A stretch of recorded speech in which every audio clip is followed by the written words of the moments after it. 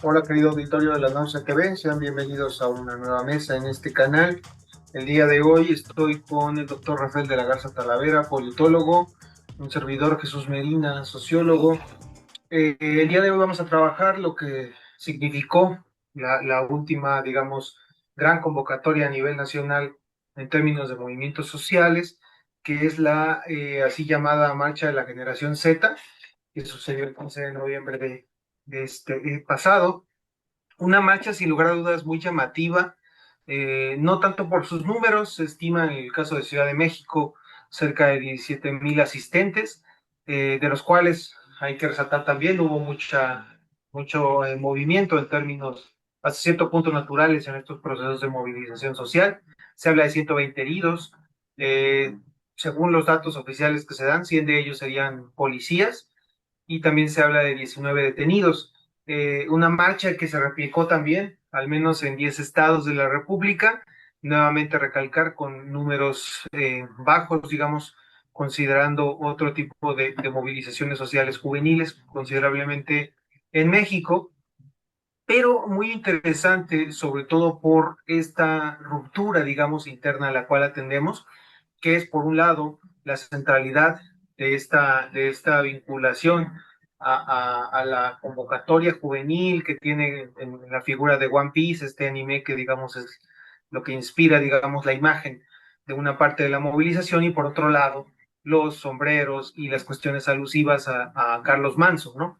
Esto es importante porque si bien la convocatoria había surgido desde octubre, eh, tuvo un mayor impulso a partir de inicios de noviembre, ¿no? Lo que nos habla justamente de ese doble nivel, al menos, en la marcha, ¿no? Por un lado, sectores juveniles, principalmente no organizados, o sea, no provenientes de organizaciones históricas juveniles, descontentos con la situación del país, y por otro lado, un sector principalmente adulto y de adultos mayores, de clase media, aspiracionista, considerablemente se notó, que se sumó utilizando, podríamos decirlo burdamente, la convocatoria, ¿no? En protesta contra el gobierno de Sheinbaum. En ese sentido, la marcha presenta un reto considerable de análisis que no pretendemos zanjar, por supuesto, en esta mesa, pero sí que nos permita arrojar algunas claves, ¿no? Principalmente desde la mirada crítica de los movimientos, pero también crítica de la reacción que el gobierno de la República ha tenido, que ha sido la de desprestigiar de toda esta marcha. Rafael, en este entorno, digamos, tan eh, difícil de delimitar hasta cierto punto, ¿cuáles serían tus primeras aproximaciones sobre esta marcha? ¿En verdad es la narrativa de Sheinbaum cierta de que solamente fue un intento de la derecha por desestabilizar, o hay algo mucho más complejo detrás de ello? Sí, am, gusto estar aquí contigo, con el auditorio, Jesús. Efectivamente, muy cobijada por los medios, pues se amplificó desde tiempo atrás y, y vimos reportajes de cómo estaban poniendo las planchas de acero, en fin, desde días, toda la semana en realidad empezó, se trató de impulsar el proceso.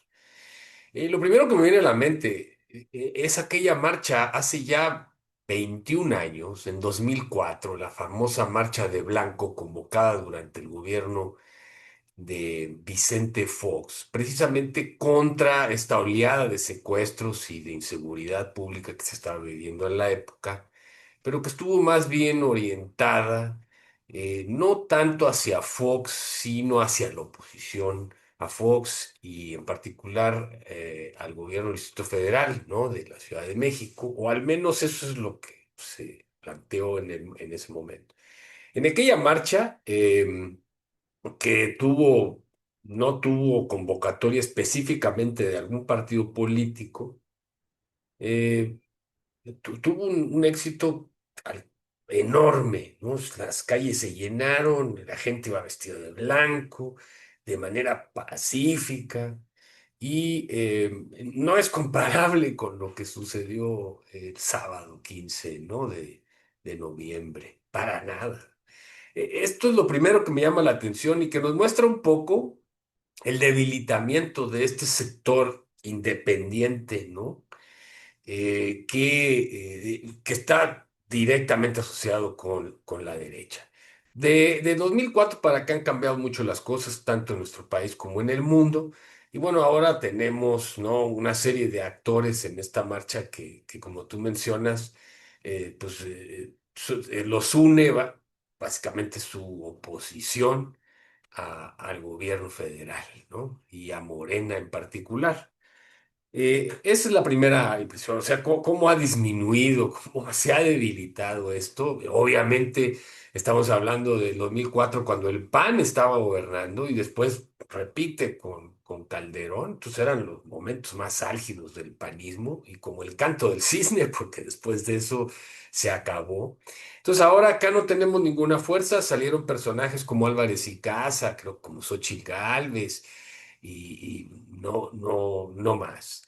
Y desorganizada, al grado de que ni siquiera hubo un meeting en el Zócalo, porque pues más bien de lo que se trataba es de este nuevo deporte entre los chavos de hoy, ¿no? Señaladamente los del Bloque Negro y asociados, que es pues, básicamente lo que queremos es tumbar la valla y enfrentarnos a la autoridad, herir policías y con eso nos vamos bien satisfechos a la casa. Y lo lograron en cierto sentido, pero no hubo en realidad una manifestación que pudiera hasta cierto punto tener un impacto, ¿no? Más allá de las imágenes de violencia que se generaron, ¿no? Entonces, bueno, pues esa es otra es una de las cuestiones que me llama más la atención.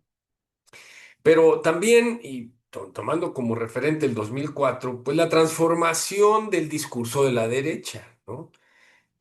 Obviamente muy influido por Trump, por Milley y por todo este planteamiento libertario que en aquella época no estaba todavía definido, aunque ya había pronazis y en contra del aborto y ya estaban de alguna manera prefiguradas esas figuras, ¿no?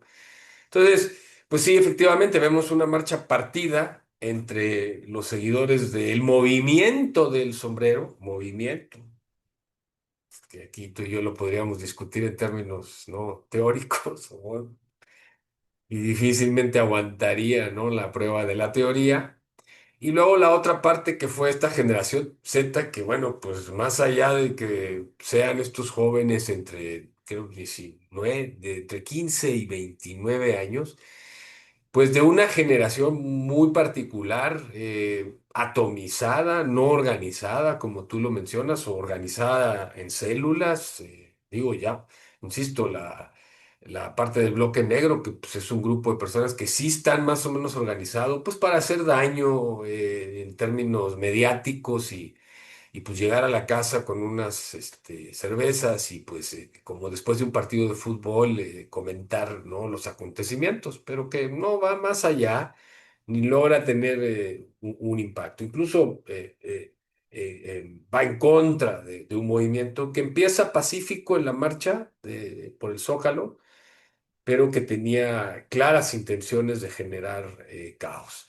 Creo que en el fondo, pues es una marcha que tú sabrás, hoy que es lunes 17 pues prácticamente ya no encuentras nada, como que ya pasó esa es la primera. La segunda, ¿cómo reacciona la presidencia y el gobierno federal? Hombre, a mí me parece que sobre reacciona, ¿no? O sea, como que le da demasiada cancha a una marcha que no tenía ninguna fuerza en términos de que pudiera lograr una corriente de opinión desfavorable al gobierno. A pesar de que fue amplificado. Y las vallas, pues no nada más las pusieron contra ellos, también las pusieron contra la coordinadora y contra otros movimientos, la Marcha Blanca de estas chachas que también se manifestaron para desaforar a Cuauhtémoc Blanco, etcétera. Entonces, pues como que aprovecharon y no, hicieron un paquete y es un poco triste ver cómo se blinda el Zócalo, pero bueno, pues el argumento que da el gobierno federal, pues es que se protegen pues los espacios, ¿no? Culturales, los monumentos históricos, etcétera, ¿no? Lo cual, pues, para algunos es importante, ¿no? Entonces, sinceramente, me parece también que a pesar de que la presidenta reconoce que hay oposición y que es justa y que se va a respetar el derecho a la manifestación, por el otro lado cae en algunas descalificaciones y ninguneos hacia ciertos actores sociales que pues para usted podrán parecer lo que usted quiera, pero a final de cuentas pues tienen todo el derecho, ¿no? Termino diciendo, la cereza del pastel, pues hoy usted leyó en el periódico que la jerarquía católica de este país ha decidido festejar el centenario de la Guerra Cristera que inició en 1926, ¿no? Dices, mira, qué oportuno, ¿no? Para recordar, fíjense ustedes, ¿no?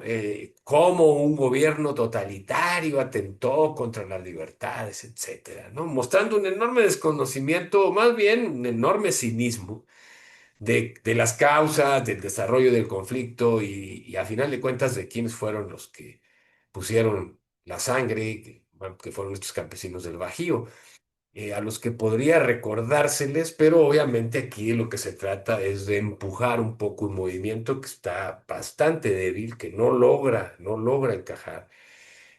Pero esto, y esto me gustaría discutirlo en la segunda parte, esto no quiere decir que no pueda encajar y fortalecerse. O sea, hace 10 años los argentinos se morían de la risa de Milei, que hablaba con su perro muerto, y su hermana que consultaba con las moscas el futuro. O sea, te puede leer las notas de hace 10 12 años. Nadie daba un peso por Milei, nadie daba un peso por ese discurso. Y mire usted.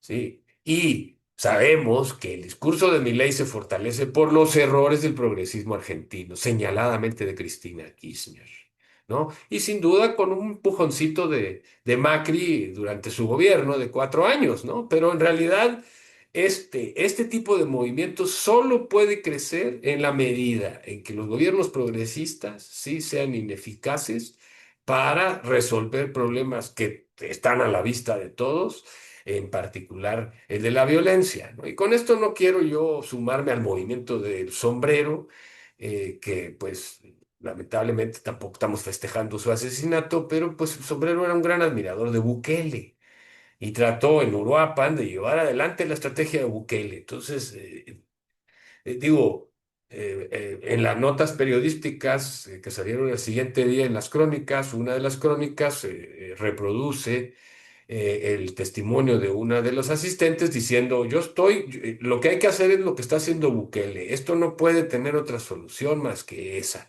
Entonces, bueno, estas cuestiones, insisto, son las que hay que tomar en cuenta, ¿no? Pero no me quisiera adelantar. Sí, no, no, y sobre todo porque justamente cuando hablamos de la complejidad de esto es porque genuinamente está en un momento también de mucha complejidad. Tan solo el movimiento que inspira, digamos, el uso de estas banderas de One Piece, la cuestión de los jóvenes, como la punta de lanza a partir de las tecnologías, pues surge de las protestas en Nepal, que son de por sí mismas, un cúmulo de acciones muy complejas, que no son como mucha buena parte de la población en México, bueno, perdón, una parte de la población en México y muchos de los que tienen esta visión hasta cierto punto apologista de los movimientos sociales, una visión burda, porque tiende a ver que cualquier forma de participación es buena y progresista por naturaleza cuando no lo es. Y cuando los movimientos como construcciones sociales, como procesos, no son cuestiones coherentes y homogéneas internamente.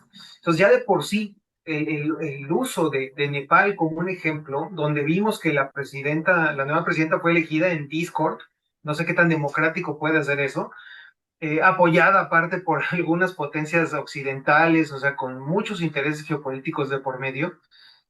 Bueno, para empezar, esa es la motivación. Y luego encontramos, como decíamos, toda esta serie de cuestiones que hacen muy complejo de limitar. Y yo quisiera resaltar algunas cosas justamente al respecto de esto. Uno de ellos es, para empezar, quisiera que viéramos justamente la guía rápida para la marcha, que salió en redes unos días antes de la marcha, porque hasta cierto punto en redes se empezó a decir, bueno, es que esto es un ejemplo de que esta no es una marcha legítima de jóvenes. ¿Por qué? Por las cuestiones que se plantean, ¿no? Antes de salir, revisa rutas de transporte, qué llevar, INE, agua, snacks, etcétera. Durante la marcha, y esto fue lo que llamó más la atención, Mantente con tu grupo y no te separes de amigos, respeta indicaciones de policías o brigadas de seguridad.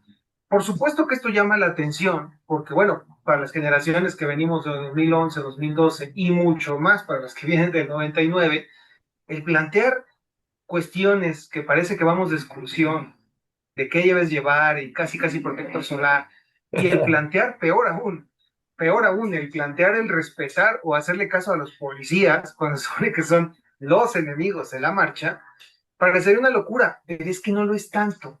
Y yo no niego que pueda haber aquí mano negra, pero es que este tipo de convocatorias ya se han visto en otro tipo de movimientos estudiantiles actuales, donde toda esta cuestión del control y del orden y de la seguridad está súper controlada. Entonces, lo que sí hay que atender, y esto es lo que quisiera plantear, es la división de la cual se habla. Esta nota que salió en la Organización Editorial Mexicana habla de un supuesto joven de 29 años, Iván, de Puebla, que empezó, digamos, toda esta cuestión también de la convocatoria en Discord, porque, digamos, tenía un interés genuino en torno a la marcha de la generación Z, que todavía no se llamaba así, y habla incluso de que le hablaron, aquí se menciona, personas de la Confederación Patronal de la República Mexicana, de la Coparmex, y también un vocero del PAN, para demostrarle, no darle dinero ni nada, pero sí para decirle que tenía todo su apoyo, ¿no? A lo cual, pues el joven menciona que evidentemente se opuso. Entonces, lo que vemos es lo que hemos estado viendo en todos los movimientos estudiantiles contemporáneos, y eso es un intento por parte de grupos de derecha de apropiarse de ellos, de utilizarlos como base para sus demandas. Y, Y de ahí deviene, ¿sí, sí, Rafa? y básicamente por la falta de organización de los chavos en muchos sentidos y de la debilidad en términos ideológicos. Entonces parece ser que es un caldo de cultivo precisamente para manipular sin demeritar, ¿no? Las actividades de los chavos y su justa indignación, ¿no? Tampoco.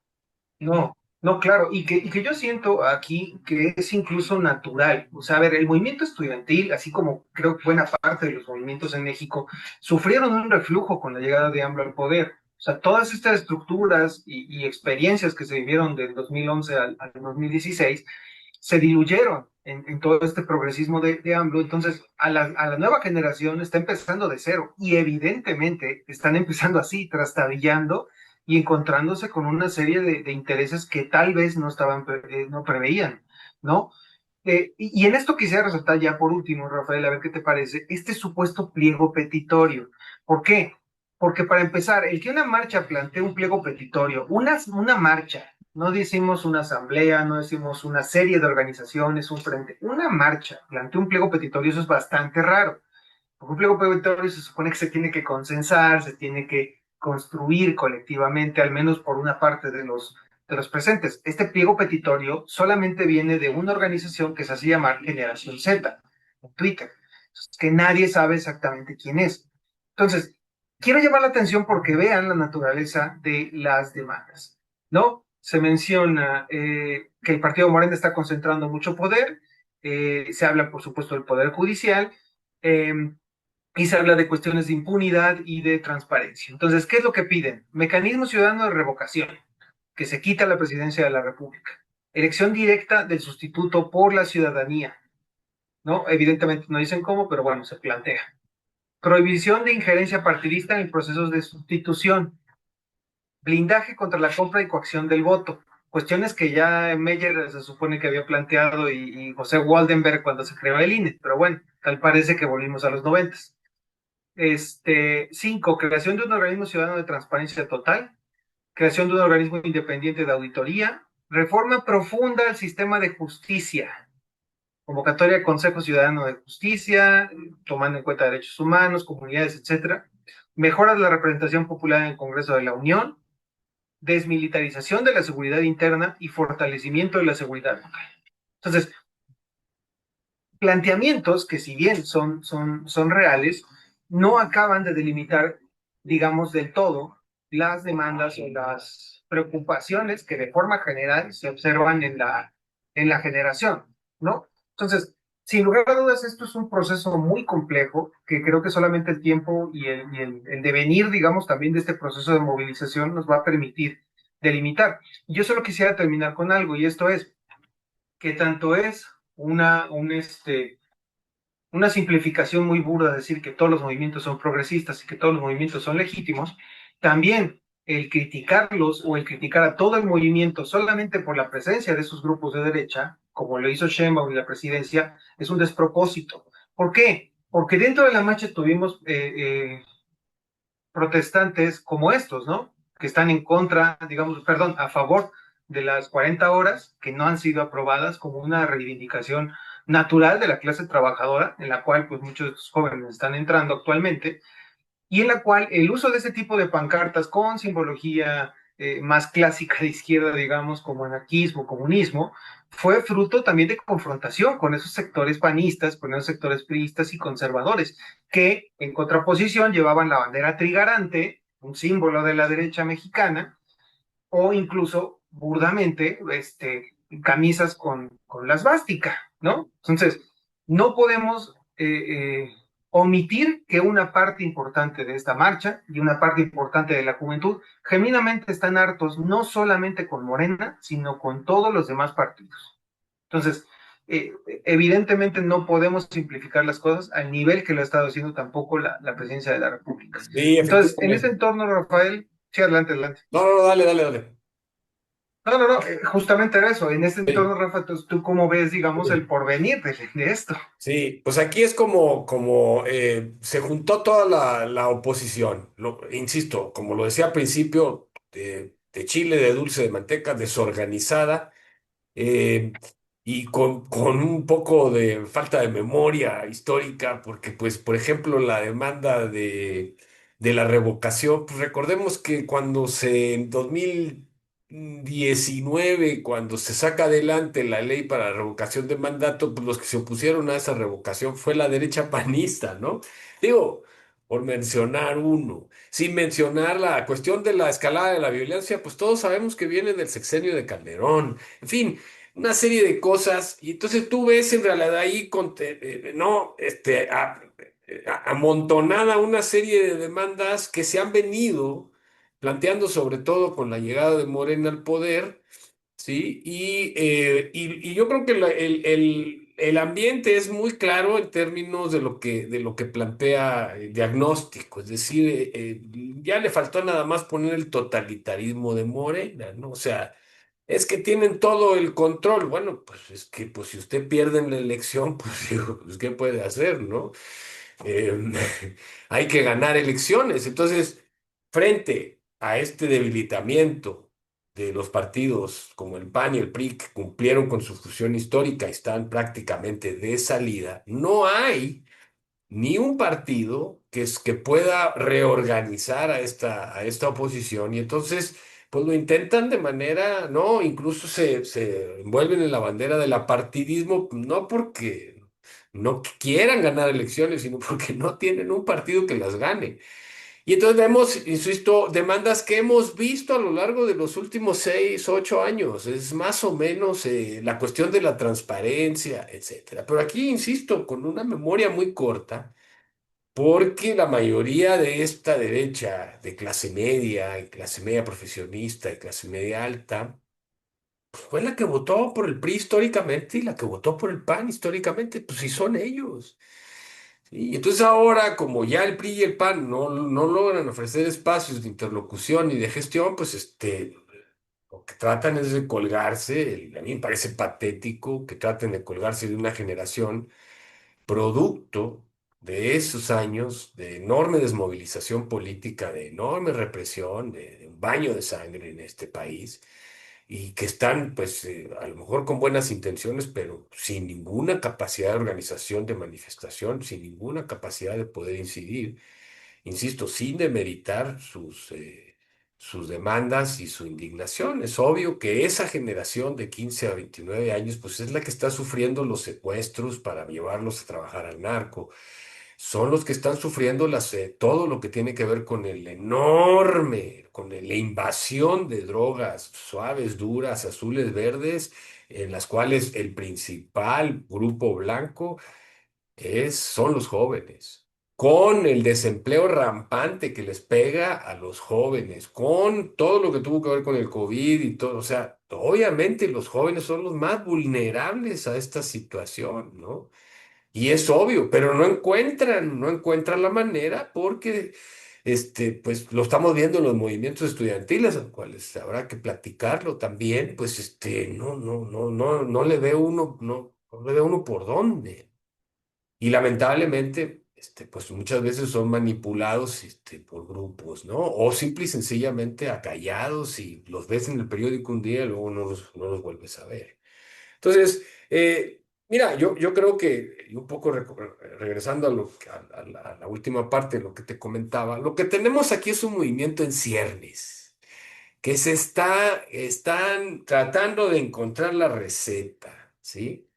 Y una de las cosas que mencionaban algunos de estos analistas de centro derecha, aunque ahora el centro derecha parece de izquierda, pues es básicamente, no, así, con los ojos pelones. Es que hay un discurso de odio. No me diga, oiga, qué novedad, discurso de odio. ¿En México? No, ¿cómo cree usted? Oiga, ¿no? Efectivamente, un discurso de odio, sí, a lo mejor actualizado, sobre todo desde la perspectiva libertaria, ¿no? De Milei y de Trump, envalentonados con esta propuesta. Digo, a mí me parece que el tío ya no tan Richie, porque ahora debe más de lo que pueda pagar, pues es básicamente una copia burda de Trump, ¿no? Entre más mentadas de madre diga y entre más no descalifique y sea más racista y discrimine más, yo pues voy a ser más popular. Entonces, esto es lo mismo con Nepal. O sea, este es el nivel en este momento de una oposición que, oiga, revise dónde está Nepal. Si usted le pregunta a todos estos que andan, oye, ¿dónde está Nepal? Le puedo asegurar que no sabe, ni tiene la menor información con respecto a qué fue lo que pasó, por qué pasó, cómo están las cosas en Nepal. Tampoco, pues si no no estamos hablando con la gente que lee el periódico, ¿no? Pero esto no quiere decir, ¿sí? Que no tengo potencial, sobre todo por los errores cometidos desde el poder y desde el progresismo, señaladamente. Y es lo que ellos mencionan, y no hay como decirles que no. Corrupción, por favor, tremenda corrupción, ¿no? Nomás vean los gobiernos de los estados, ¿no? Corrupción, violencia generalizada. Pues digo, pues claro, a lo mejor disminuyó, pero pues disminuyó, pero no se ve, la gente no lo percibe, ¿no? Y aquí las percepciones cuentan mucho. Desempleo, crisis económica. Pues ni modo que usted diga que no. Digo, por más que la señora presidenta nos diga que vamos bien y que se entiende, pues ella lo dice para un público que lo apoya, que la apoya. Y es una manera como de refrendar ese apoyo. Pero en realidad, viendo ya las cifras, viendo ¿no? los pelos de la mula, pues no, en realidad eso no se sostiene. Entonces, ojo. Alguien podría decir, no, pues esta derecha lo que tiene es que articular mejor su discurso, generar. No, no. ¿O acaso me está diciendo que Trump tiene un discurso articulado, o Milei, o Orbán? No, no, es el discurso básicamente descalificador, racista, discriminatorio, de acuerdo a las circunstancias. Y se acabó. No hay proyecto para 5, 6, 8 años. No, por eso la oposición no tiene para dónde tirar, no tiene un proyecto. No tiene cómo decirnos a dónde quiere llegar. Lo único que nos dice es lo que quiere hacer hoy, ¿no? Y lo que defiende hoy. Y mañana vemos. Y esto, alguien diría, esa es su debilidad. Puede ser, pero también es su fuerza, porque está dirigido a personas que tampoco logran ver mucho para adelante y que están básicamente indignadas, o peor aún, aterrorizadas. Y ni el odio ni el miedo ayudan a pensar. Son, al contrario, un caldo de cultivo ideal para demagogos, insisto, como Milei, como Trump y como, ¿no? Los que ahora están apareciendo en Italia, en Hungría, en fin, ¿no? Vaciar el contenido del discurso de la política y generarlo básicamente en cuestiones de odio. Y bueno, pues hay ejemplos históricos de que eso es muy efectivo. Entonces yo la verdad creo que habrá que estar atentos a esto porque incluso ya vimos cómo la propia derecha lo detectó. El propio PAN se está recorriendo a la extrema derecha. Aquí lo dijimos. La extrema derecha es el espacio que no está ocupado y que hay que ocupar porque la derecha la tiene ocupada el gobierno. Qué cosas digo, ¿verdad? Pero pues no, o sea, si usted habla de derecha, planteamientos neoliberales, descalificación de movimientos sociales, impedir movilizaciones auténticas, apoyar a la mayoría de los trabajadores, a los migrantes, pues, pues ¿acaso no es eso lo que vemos en términos de política gubernamental?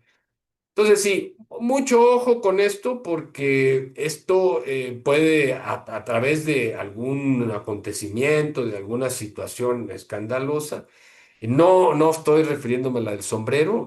La estadística está hablando de que desde el del año 2000, en lo que va del siglo, estamos hablando de alrededor de 120 alcaldes, exalcaldes y candidatos electos en México. Y el más alto nivel lo tiene Calderón, obviamente. Entonces, estamos hablando de un fenómeno que ya tiene tiempo y que no ha sido resuelto y que se está agudizando en la percepción de la gente. Entonces, eso es un gran reto.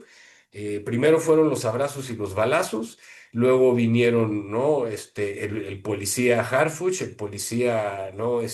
VIP, con el Departamento de Estado de los Estados Unidos y el Ejército Yanqui, y la verdad, pues más allá de que publiciten detenciones de narcos, extradiciones y decomisos de droga, no, en realidad lo que uno ve en el día a día, no se nota, ¿no? Entonces, eso es básicamente, mientras esas condiciones persistan, está la posibilidad de que eventualmente este discurso aparentemente desarticulado, pero que sobre todo se mueve alrededor del racismo, la discriminación y el odio, puede generar una corriente que electoralmente triunfe.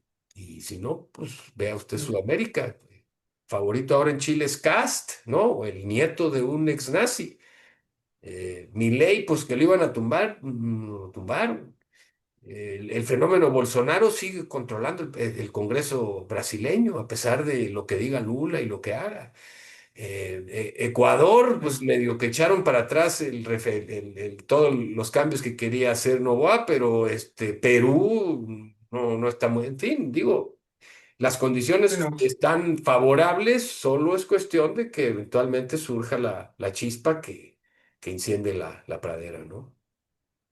sí, sí, sí, y justo resaltar eso, a ver, procesos de movilización más abruptos, coyunturales, surgen por eso, justamente, un momento que hace explotar todo y que surge, así fue el siglo 32, así fue Ayotzinapa, y así pueden ser también movimientos de derecha, ¿no? Sin lugar a dudas, Frena no cuajó, las demás intentonas de derecha no lo han hecho. Yo dudo, sinceramente, que lo hagan durante el sexenio de Sheinbaum, y eso se mostró el 15 en la marcha, con los jóvenes confrontándose con esos sectores panistas que se querían hacer adueñar de su movimiento, pero como lo dices, creo que esto nos deja, digamos, un momento de oportunidad para los jóvenes, es decir, se está empezando a ver que hay un descontento genuino de gente apartidista, pero si no lo saben aprovechar, si no se logra aprovechar por cuestiones naturales de los movimientos en los siguientes años, lo que va a devenir es eso, en que esa crisis, en que ese momento de esos problemas ya agudos se agudicen aún más y la alternativa pues ya no sea por la izquierda, sino por la derecha, en Sí, el efecto. Entonces, descontento sin lugar a dudas, sí, que el descontento se utilice, ¿no? Digamos, para generar peores condiciones que las que tenemos. Es que ese es el problema. ¿Sí? Y que se manipule, como lo hemos visto en Estados Unidos, en Argentina, en fin, pues lo que vemos es que la gente está molesta, que está descontenta, y entonces no busca quién la debe, sino quién la va a pagar, y es muy fácilmente manipular ese tipo de voto, aunque después, 3 años después, pues se arrepientan, pero pues ya golpe dado, ni Dios lo quita. Y eso es lo peligroso. Hoy podemos hasta cierto punto decir que esta marcha no logró lo que soñaban algunos, pero lo que sí demuestra es que hay una corriente de opinión fuerte, Sí, nada más que no le encuentra la cuadratura al círculo, pero las condiciones están ahí y mientras esas condiciones se mantengan, es posible que le peguen y logren, a final de cuentas, un movimiento, sobre todo electoral, que eso sería lo peor, ¿no? Porque entonces se Claro, quedarían harían lo que, o sea, ellos están soñando con lo que critican, ¿no? Y que es el totalitarismo de Moreno. Ahora lo que quisieran es, no, pues te digo, esta chica que diciendo, pues es que hay que hacerle como Bukele, hay que hacerle como Trump, ¿no? Para mantener las libertades y pues las mayorías que se frieguen. sí, En fin, sí, ¿no? Sí, sí, veremos. y en un entorno que se agudiza más por la actitud de la presidencia, por una incapacidad crónica de Morena de aceptar errores que heredaron de AMLO, por supuesto, y una incapacidad también para tomar acciones concretas. ¿Cómo le dices a la juventud que la seguridad va a estar mejor cuando tus mayores logros o tus mayores políticas son prohibir los corridos y subir los impuestos a los videojuegos? No, no. Por supuesto que es algo burdo, pero es que es ridículo para los mismos jóvenes. Y peor aún, Jesús, que se sacrifiquen, ¿sí? Las posibilidades de atender algunas de las demandas de la población por triunfos electorales, para asociarse con lo peor de lo Lo peor, peor. como, ¿no? Como los Salgado en Guerrero haciéndole homenaje a los caciques Figueroa. Dices, bueno, pues, ¿no? Entonces, ¿hasta Sí, sí, dónde eso puede generar un conflicto? Eso es precisamente lo que está claro. buscando la derecha. Pues seguiremos analizando esto sin lugar a dudas. Rafael, muchas gracias a nuestro auditorio. Nos vemos la próxima en este canal. Recuerden darle like, compartir, suscribirse y bueno, estamos atentos también de sus comentarios en la sección. Muchas gracias. Gracias.